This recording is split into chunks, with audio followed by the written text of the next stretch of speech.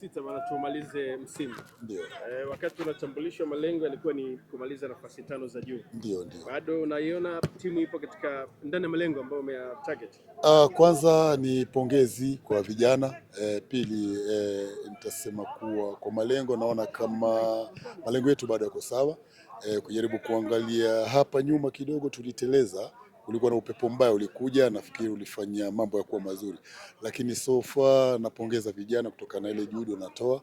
Alafu pia ukiangalia naweza sema kuwa ndani ya malengo tunaenda vizuri, maanake ukiangalia mechi 6 hizi ukishinda mechi kama 5 ama 4 tuko pale katika malengo. So mimi nitapongeza tu vijana na kiujumla na benchi nzima langu pamoja na viongozi wamefanya juu chini, maanake hakuna muda tumekuwa maybe na matatizo maybe usafiri, mambo yote yamekuwa sawa. So mimi nitapongeza kila area, alafu pia sitawasahau mashabiki wetu, maanake wamekuwa karibu na timu. Malengo yetu yakitimia nitasema kuwa ni mashabiki wameplay pia pati kubwa, maanake wamekuwa positive na timu, wamekuwa wakisupport timu. Ni sehemu ukiangalia katika mitandao wanavyoongelea timu, wanaongelea timu kwa nia nzuri. So mimi katika vitengo vyote hivyo nitawapongeza wote hao. Kocha, yaliyopita anatusaidia kutengeneza kitu kizuri na kitu bora cha kesho.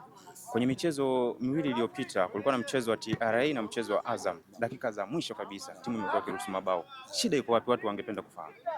Kwanza kama mwalimu always una prepare vijana, alafu katika assumptions zote hizo unajaribu kuangalia, tunasema weaker moment. Katika football kuna weaker moment. Kuna mpira ukianza huwa ndio watu wana concede goal. Kuna mpira ukienda ukaribia kuisha dakika 15 za mwisho timu na concede goal. So nafikiri katika assumptions zote nimejaribu kuweka vijana wangu na nikaweka katika tahadhari hiyo. Na ukiangalia ligi tukicheza na Mungu, mechi ya kwanza ufunguzi wa ligi tuliconcede pia dakika za jioni, naona. So ni kitu ambapo nafikiri naweza sema katika experience yangu maybe ni information ile unapata from the bench.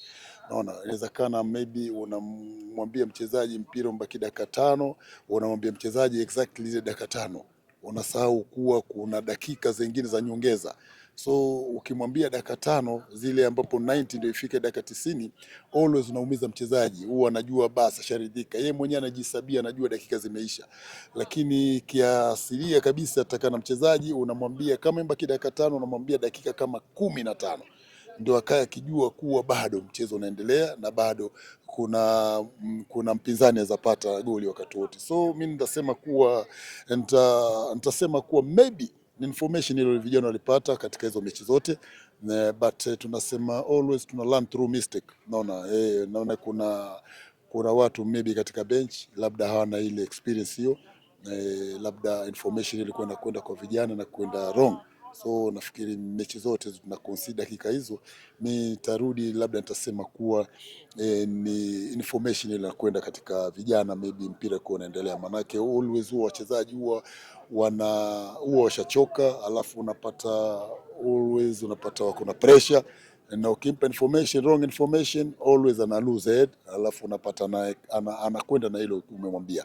So nafikiri tunajaribu kufanyia kazi vitengo na tuweze kuona kuwa information au kwenda kwa wachezaji na kwenda sahihi information, like kama mpira mbaki dakika 4 usimwambie mchezaji dakika 4, mwambie dakika labda 10 ndio akaye ajue dakika bado zipo. So tuna learn through mistake nasema. Sawa, coach, kwenye mechi za mwisho hizi kama 5 za mwisho tumeona rotation kubwa sana kwenye squad yako. Kabisa. Hii rotation inaweza kuwa inachagizwa pengine na sababu za lazima, sababu za kiufundi, na hii rotation imekupa faida zipi na hasara zipi kwa mechi hizi 5 za mwisho? Haina hasara na ina pia tuseme kuwa maybe ina advantage zake. Maana ukijaribu kuangalia kila timu duniani nzima kuna first 11. Na first 11 yetu nafikiri saizi hata mtoto mdogo alikuwa anajua.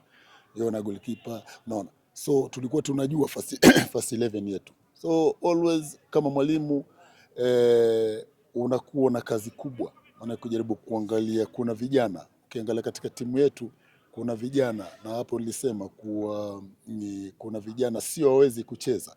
Naona, lakini number of players kwa sehemu fulani ilikuwa labda tuna sehemu positions zingine tulikuwa na wachezaji zaidi ya wachezaji 7-8. so unapata kwa coach inampa kazi ngumu. Ni maanake ni wachezaji wanaweza kucheza, lakini lazima unakuwa na ile first 11 yako.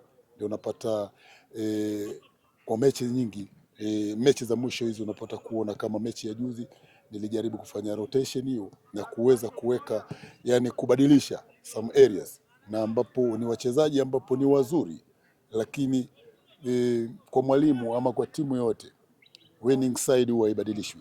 Winning team huwa kubadilisha ni ngumu. So tumekuwa na mwendelezo mzuri. Naona kumekuwa na mwendelezo mzuri baada ya sisi kupoteza game yetu na Yanga, ndio uliona kuwa naanza kufanya rotation kwa some areas, kutokana na maybe kuna uchovu kwa some players, alafu unapata kuona pia wale ambapo wako nje sio ati hawawezi, wanaweza, na nimekuwa na most of the time nimekuwa naongelesha sana, napata muda mwingi kuongelesha na timu, maanake mimi kama coach, kuna mchezaji like na feed labda na kuweka hapa, unapata nje kuna wachezaji position yako nje, kuna wachezaji zaidi ya 4 wako nje wamekaa kwa position yako, so kama coach atafanya nini?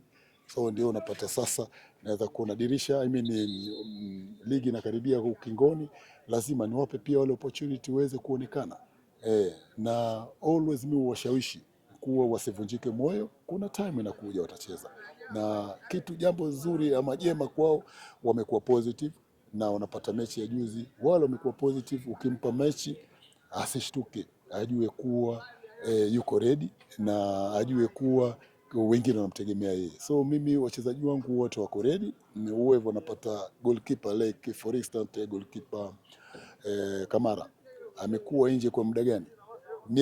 Miezi 4 bila kucheza, ametoka from jeraha, ameingia baada ya kuumia, amekuja amecheza mechi ya Azam na amekuwa outstanding.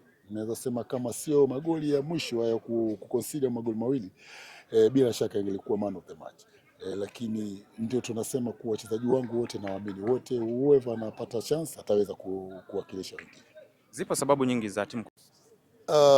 Kwanza nitasema kuwa nitapongeza mwanzo bodi ya ligi, wamejaribu kuweza kufanyia ligi imekuwa na upambana, yani imekuwa tough kutokana na zile naweza sema ile decision walikuwa wameleta saizi, wameleta kuwa wasimamizi wa michezo wakiwa wanafanya makosa kidogo wanapigwa punishment. Hiyo naona imefanya nao soka limeanza kuinuka, na ukijaribu katika naweza sema kuwa jambo ambalo pia limefanyia maybe kutudileisha hii performance, pia naweza sema kuwa usafiri pia. Napata nchi yetu ni kubwa, Tanzania ni kubwa, napata masaa kama 24 unatoka Dar unafika hapa, always lazima wachezaji watapata uchovu, na pia hawatakuwa kweli. Mimi kama mimi mwenye sikucheza, lakini nimeamka kama nimekusha kabisa mwenye, so kwa mchezaji itakuwaje? So sometimes pia nasema kuwa ile 72 hours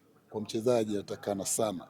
Unaona, kama viongozi wanaweza kuangalia ile rest pia muhimu sana kwa mchezaji, maanake tumewahi ukikosa kuwahi utachelewa, na ukichelewa pia mchezaji anazidi kuchoka. So hiyo ndio some areas nasema pia zinaangusha sometimes.